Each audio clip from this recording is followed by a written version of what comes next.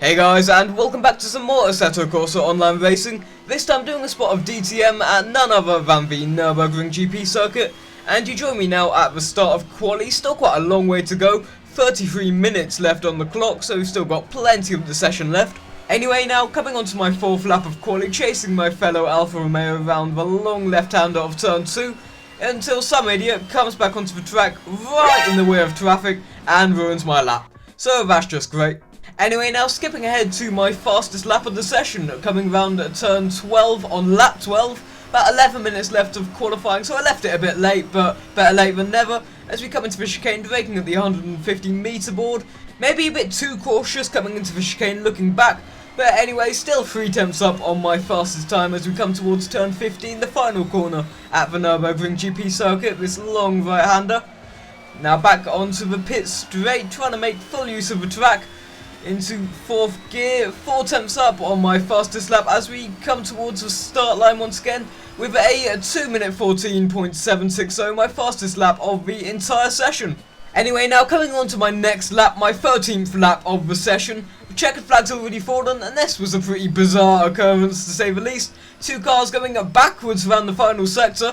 Not sure why, but if that's what you want to do, then that's what you want to do. As we now come onto the 14th lap, and just like that, the power cuts out in the car, and that can only signify one thing. Qualifying has ended, and the race is about to begin. So here we are at the NÜRBURGRING for this 10 lap long race, starting in P4 behind the BMW in P3, and 2 more Alphas in front for this 16 car grid.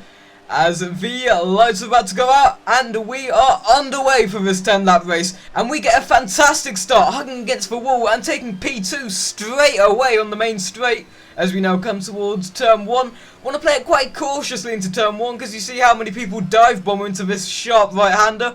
Taking the inside line just in case, playing it cautious as I said. Somehow, looking behind, no one got absolutely murdered into the first corner, which is rare in these online races, especially at the NÜRBURGRING, as we're now right behind the car in front, don't want to lose the gap to them. As we come around turn 3, one of my hardest corners on the entire circuit, don't know why I can never get it right through here. And this was no exception, getting way too deep onto the curbs on the inside there, losing tons of time to the car in front and almost sending us into a spin. As we now make our way down the run to turn 5, a long left-hander.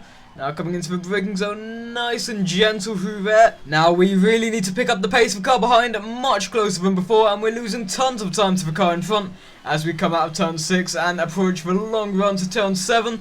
One of the only overtaking opportunities on the entire circuit as we now come into the braking zone, but getting it completely wrong coming into turn 7, locking up slightly, trying to correct the oversteer, but almost going off the track and beached on the curbs now as the car behind storms past on the exit of turn 7, losing us tons of time from just one silly mistake. So now down in P3 as we skip ahead to the 3rd lap of this race, still in P3, coming into the first corner, braking hard into the first corner of a sharp right-hander, and to my surprise the car in front goes deep into turn 1. Allowing us to take 2nd place just about coming into turn 2, and there we are, back into P2 just like that. So by this point I knew the car behind was much quicker than I was, so this would really be a game of defense to the end of the race. Coming around turn 3, trying to keep them at bay as we come into turn 4. Now a lot more steady through turn 4 this time, getting a much better exit than the car behind, learning from my mistakes from last lap as we come onto the 4th lap of the race now. Coming into the right-hander of turn 5, as the car behind looks to be inside, coming towards turn 6, side by side almost as we come through turn 6. They take the long outside line, try to give them space, and they are still there on the left, side by side to turn 7.